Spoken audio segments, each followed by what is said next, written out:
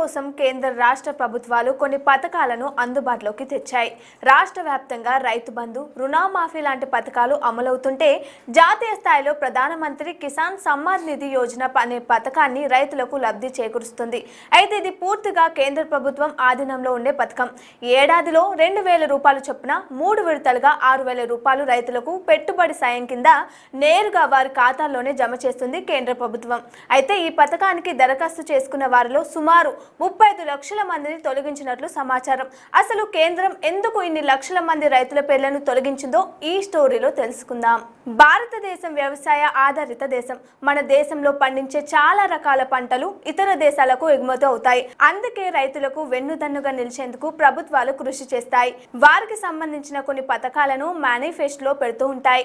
ఈ క్రమంలోనే కేంద్ర ప్రధానమంత్రి కిసాన్ సమ్మాన్ నిధి యోజన అనే స్కీమ్ తీసుకువచ్చింది. రైతులకు పెట్టుబడి సాయం కింద కొంత చేదోడు వాదోడుగా ఉండాలని భావించి ఈ పథకాన్ని ప్రవేశపెట్టారు.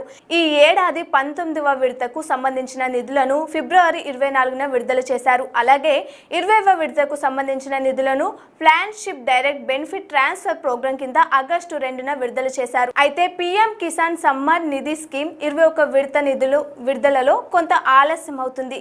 దీంతో రైతులు ఎంతో ఆసక్తిగా ఆ డబ్బుల కోసం ఎదురు చూస్తున్నారు. ఈ క్రమంలో డబ్బులు ట్రాన్స్ఫర్ చేసేందుకు కొంత సమయం పడుతుందని కేంద్ర వ్యవసాయ శాఖ కీలక ప్రకటన చేసింది. దీనికి గల కారణాన్ని కూడా వివరించింది. రైతులకు ప్రయోజనకరంగా ఉండే ఈ పథకాన్ని కొందరు తప్పుదోవ పట్టిస్తున్నారని తెలిపింది. ఈ నిధుల కోసం అర్హులు కాని వారు కూడా దరఖాస్తు చేస్తున్నట్లు వెల్లడించింది. దీనిపై పూర్తి స్థాయిలో వెరిఫికేషన్ ప్రక్రియ కొనసాగుతుందని వివరించింది. ఈ క్రమంలోనే లబ్ధిదారులకు నిధులు విడుదల చేయడంతో ఆలస్యం అవుతుందని స్పష్టత ఇచ్చింది.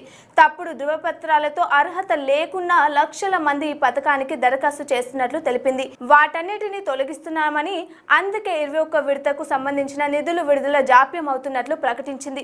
దరఖాస్తు చేసుకున్న వారిలో 35 లక్షల మంది తప్పుడు పత్రాలతో లబ్ధి పొందాలని చూశారని పేర్కొంది. వాటన్నిటిని తొలగించి ఖచ్చితమైన లబ్ధిదారులకు మాత్రమే ఈ పథకాన్ని అందించాలని భావిస్తున్నట్లు కేంద్రం స్పష్టత ఇచ్చింది.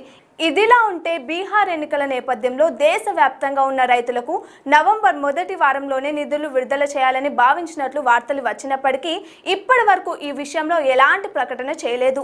ఒకవేళ లబ్ధిదారులు మీ పేరును ఎంపిక జాబితాలో ఉందో లేదో తెలుసుకునేందుకు ఒక ప్రక్రియను అందుబాటులోకి తెచ్చింది. రైతులు తమ పంట భూమికి సంబంధించిన సరైన పత్రాలతో కేవైసీ చేయాల్సి ఉంటుంది. ముందుగా పీఎం కిసాన్ అధికారిక పోర్టల్లోకి వెళ్లి ఈ కేవైసీ ఆప్షన్ ఎంపిక చేసుకోవాలి. అందులో లబ్ధిదారుడికి సంబంధించిన ఆధార్ నెంబర్ తో పాటు అకౌంట్ నెంబర్ ని నమోదు చేయాల్సి ఉంటుంది. ఈ ప్రాసెస్ లో సంబంధిత ఫోన్ నెంబర్ కు ఓటీపీ వస్తుంది. దానిని ఎంటర్ చేయాల్సి ఉంటుంది. ఒకవేళ మీరు ఇచ్చిన సమాచారం సరైనదే అయితే వెరిఫై సక్సెస్ఫుల్లీ అని ఒక మెసేజ్ వస్తుంది. దీంతో మీ కేవైసీ ప్రక్రియ పూర్తయినట్లు గుర్తించవచ్చు. అయితే బీహార్ ఎన్నికల ఫలితాల తర్వాత నవంబర్ చివరి వారంలోగా ఈ నిధులు రైతుల ఖాతాలో పడుతుందని సమాచారం. ఈలోపు మీ కేవైసీ ప్రక్రియ పూర్తి చేయకపోతే పోర్టల్లోకి వెళ్లి నమోదు చేయండి. సరైన పత్రాలతో ఈ ప్రాసెస్ పూర్తి చేస్తే ఖచ్చితంగా డబ్బులు మీ ఖాతాలో పడతాయని అంటున్నారు అధికారులు.